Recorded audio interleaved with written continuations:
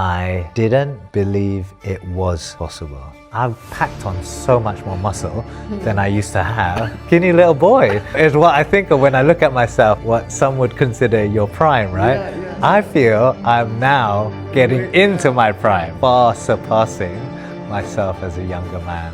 The guy at the beach, you genuinely couldn't believe that you're 51, doing like slow muscle ups per reps, a 200 kilogram deadlift PR at 50 plus. You shouldn't be doing this. I will train like an absolute machine in martial arts and be dangerous as fuck. My edge was blunted over time, although I didn't realize it. You switched, right? You hang up the gloves Yeah, and put into corporate. yeah. Pretty successful, right? Super lucky to have had a really fortunate career with fantastic clients all around the world, right? Yes, out of the UK, but also looking after territories around Europe, Africa, and Latin America. When I made a partner at a Big Four organization, again, working in the advisory space, it's always very rewarding to be able to experience progress. Looking at the corporate story, transition from fight world into corporate, but then where maybe length in time in corporate or different pressures, etc., result in different kind of things, right? So in terms of, yes, career progress on paper, etc., all looks good, but my edge was blunted over time, although I didn't realize it. And you posted something like, Yeah. That photo, I know the one you're referring to. I was on stage in Dubai. I poured everything that I could into my work, right? Into my profession, into my business, into my main focus. But over time, a different lifestyle took its toll. would it be an overstatement to say this feeling, this purpose, this aliveness is something that success couldn't give you? So that's a really good question. Hedonic adaptation, okay? So hedonic adaptation is when You don't get we the same seek- pleasure anymore. Right. It might be making a promotion, establishing a new relationship, whatever it is, right? The newness is often exciting, but once we settle into that newness, it becomes the new normal. And as human beings, we tend to be addicted to growth, right? Because that gives us purpose, it fuels where we want to drive ourselves. And hedonic adaptation part of that means that we're constantly seeking that. I kind of received a reminder how far away I had come from becoming as physical as I used to be. And I was no longer celebrating that for myself. Was it a sudden decision to say, okay, this is not how I want to live my life anymore? Or did you have glimpses before? Yeah, absolutely glimpses, right? So we talked about balance. I always would have maintained a level of training. When we were talking about the lockdowns that occurred over the COVID period, spending a lot of time on online kind of meetings, which was fine, but less fantastic, right? And then also being able to work out more in my garage gym in my own kind of time, and realize that, oh, I've got a real opportunity to like rebuild, the machine, right? I was like, dude, you have always been used to being a machine, but somehow I had almost forgotten what gave me original purpose and how much I was alive. And I started to re-engage with the hunger for moving, for getting fitter, for looking better, for having more energy, all of the things associated with being more physically fit. Because we've talked today a lot about the fact that our mindset and our mind has only one home, and it is this body that we have, right? It is a gift. So we better look after it. I want to create a body that my mind is proud to live in. As soon as I realized that, I was like, what the fuck am I doing, man? Like, am I architecting the things in order to get this outcome that I want, right? When you tap back into the sharpness with the effort you put, you also see the progress. How was that like to see? Amazing, yeah, amazing. And to me, initially it was about returning to my roots and that fighting spirit. What I didn't realize I was doing was setting myself on a path to get into the best shape of my life.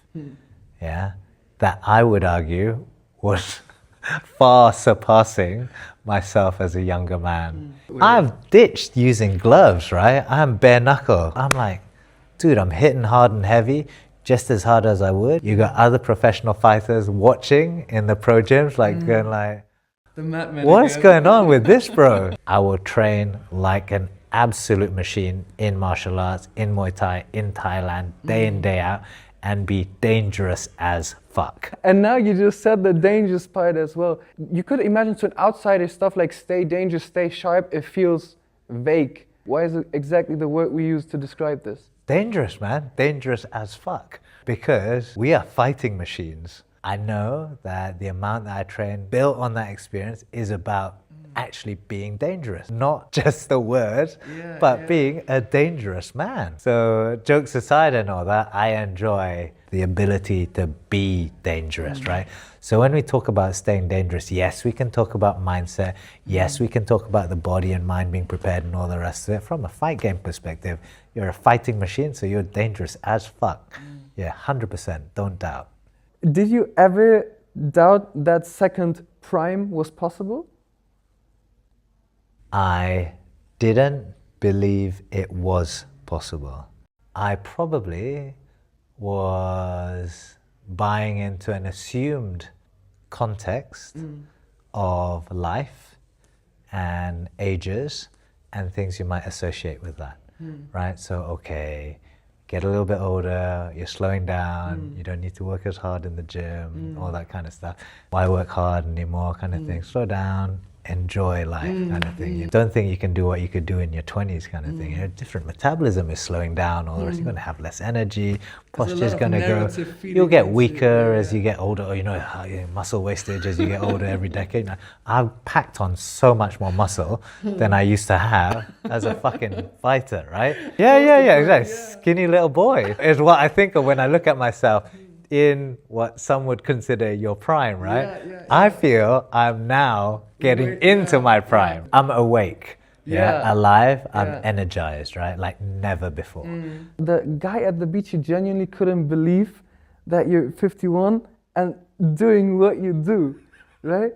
Doing like slow muscle ups for reps, a 200 kilogram deadlift PI at 50 plus, right? It sounds, you shouldn't be doing this. Some of that is me playing positive mind games with myself because I'm also looking to continually grow. And every year when I can say, I'm getting into the best shape of my life one more time, I genuinely believe that because I'm getting stronger in different ways. Skill acquisition, strength, physically, mindset, right? All of these things make me, I like to think, a more improved version every year.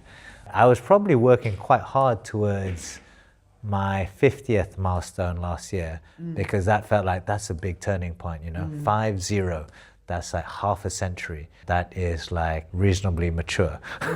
So being able to be in good shape for that was a massive driver for me. And once I did that, I was like, dude, do you know what? You can do anything. If you look back at all the success, all the sacrifice, all the sharpness in a bottom line, what does it take for a man to not lose himself while becoming successful? The most important thing as well in the pursuit of success is not losing sight of yourself and your values. Once you start to compromise your values, yourself, your reason, your why you are in the world, then pursuit of anything is going to cannibalize that. That is not going to sit happily with you and it's going to sit heavy on you. Whether you will realize that consciously or subconsciously is a different story. Our responsibility must be to ensure the success is aligned with our values. What I did is like a visual breakdown of the thought pattern that leads you away from feeling like this. Okay. And I want to see your live reaction on what you think about that, yeah? Give me a second so I can open it. Here you go, you have to swipe, yeah? And take your time, don't rush it. Yes, I get it. I see a lot of our discussion around hedonic adaptation here. Keep going. When you see this, what clicks now that I put language to it? So it resonates entirely with what we were discussing earlier. I think from a hedonic adaptation perspective, we were talking about, right? On your diagram, looking at milestones, getting that reward associated with it, you get like that dopamine hit kind of thing, right? And you like repeat the positive cycle and all the rest of it. Alignment to purpose, also aspects of loss of self, right? We were talking about it more in terms of my personal experience in forgetting where I had come from or forgetting what had brought me to life in the past. I absolutely agree that it is a real tangible risk with the behavioral habit forming around progress, dopamine hits, hedonic adaptation. We could sometimes get addicted to that. Chasing it just becomes like a habit. Whether it becomes as fulfilling is a different question. You've been at the very top of consulting, right? And you've probably worked with some of the most ambitious, intelligent, smart people. What makes you work with me? I love the way you have a curiosity paired with energy. So being able to leverage those are always going to be superpowers.